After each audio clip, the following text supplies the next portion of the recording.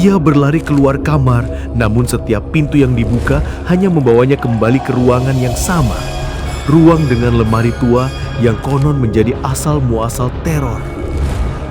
Dan saat ia menoleh ke lemari itu, pintunya perlahan terbuka. Dari dalam, 3 sosok pucat dengan wajah rusak berdarah keluar. Andi, Reza, dan Yanto. Mereka menatap Raka dengan mata kosong.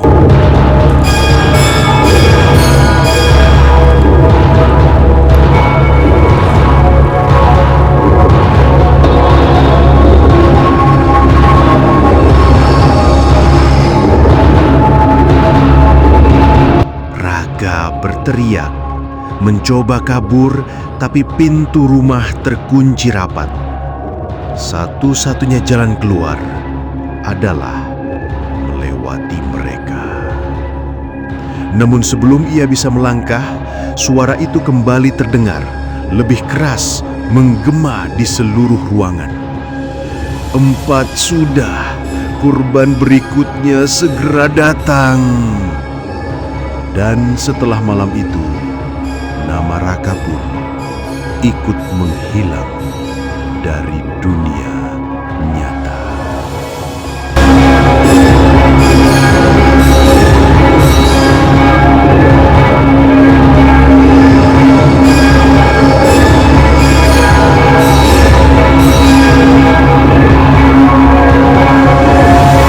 Setelah hilangnya Raka, desa itu semakin mencekam. Warga tak lagi berani lewat dekat rumah tua itu, bahkan di siang hari. Namun, seorang paranormal Mbah Mahmud yang baru pindah ke desa merasa terpanggil untuk mengungkap kebenarannya.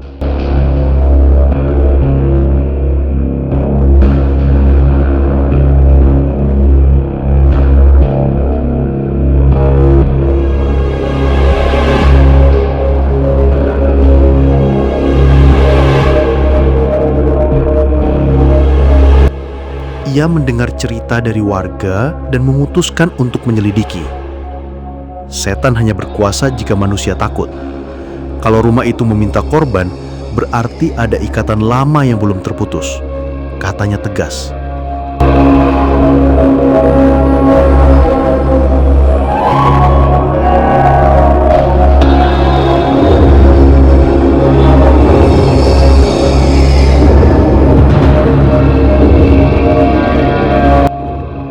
Malam itu, Mbah Mahmud ditemani 2 muridnya mendatangi rumah tersebut. Begitu melangkah masuk, suasana berubah dingin menusuk tulang. Di dalam, mereka mendengar suara tangisan anak kecil bercampur dengan bisikan-bisikan aneh.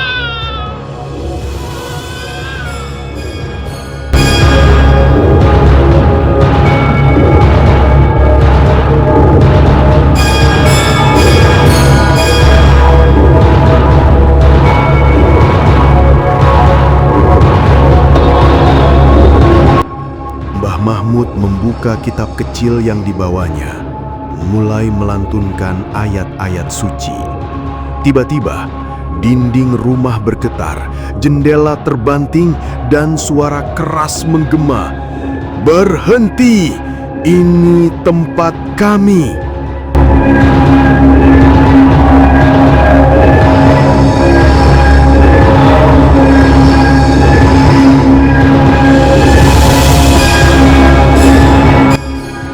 Kamar utama, lemari tua terbuka dengan sendirinya. Dari dalamnya keluar bayangan hitam pekat, lebih besar dari apapun yang pernah terlihat sebelumnya. Di belakangnya tampak wajah-wajah pucat. Andi, Reza, Yanto, bahkan Raka, mereka menatap dengan mata kosong, seakan terperangkap.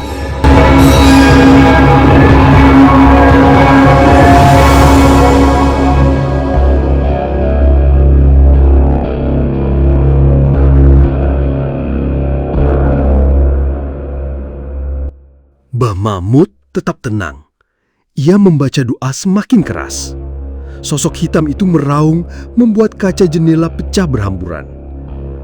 Namun saat itulah, rahasia terkuak. Dari balik suara raungan terdengar tangisan seorang wanita. "Aku dibunuh di sini. Aku dan anak-anakku. Darah kami mengikat rumah ini."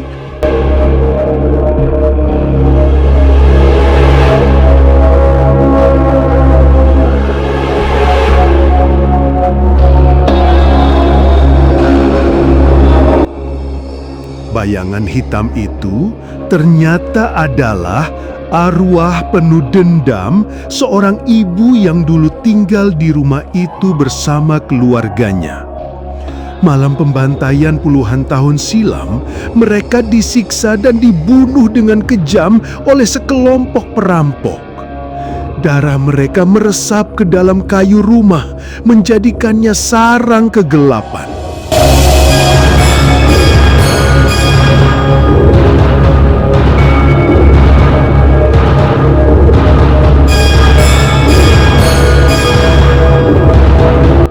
Si ibu berteriak, "Aku tak akan tenang sebelum semua merasakan derita kami." Mbah Mahmud menunduk lalu berkata, "Engkau bukan iblis. Engkau hanyalah jiwa yang terluka. Jika engkau terus menjerat orang tak berdosa, penderitaanmu tak akan pernah berakhir."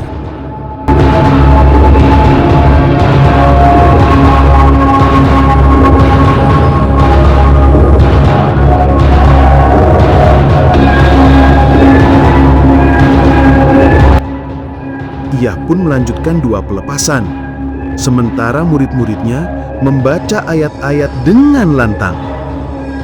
Sosok hitam itu meronta, lalu mulai retak seperti kaca yang pecah. Wajah-wajah korban yang sebelumnya terperangkap mulai memudar satu persatu, hingga hanya suara lirih yang tertinggal.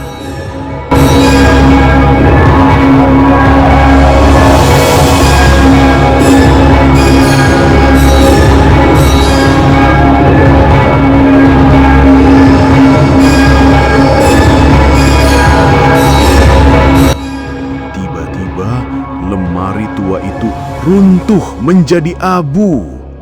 Rumah bergetar keras, lalu hening. Udara hangat kembali, bau amis darah lenyap. Keesokan paginya, warga desa mendapati rumah tua itu sudah rata dengan tanah, seolah hilang ditelan bumi. Hanya tersisa tanah kosong dengan rerumputan liar.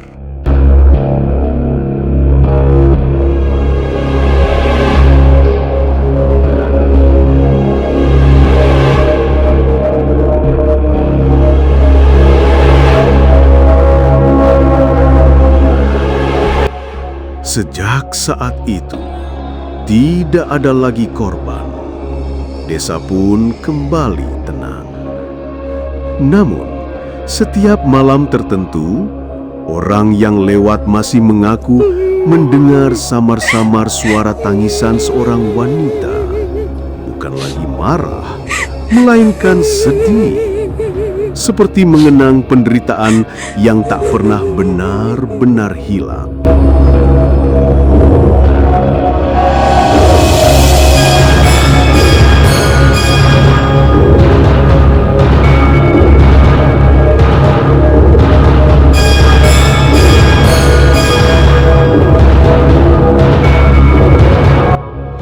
Dan misteri rumah ujung gang pun tamat dengan meninggalkan pertanyaan, apakah benar saatnya kembali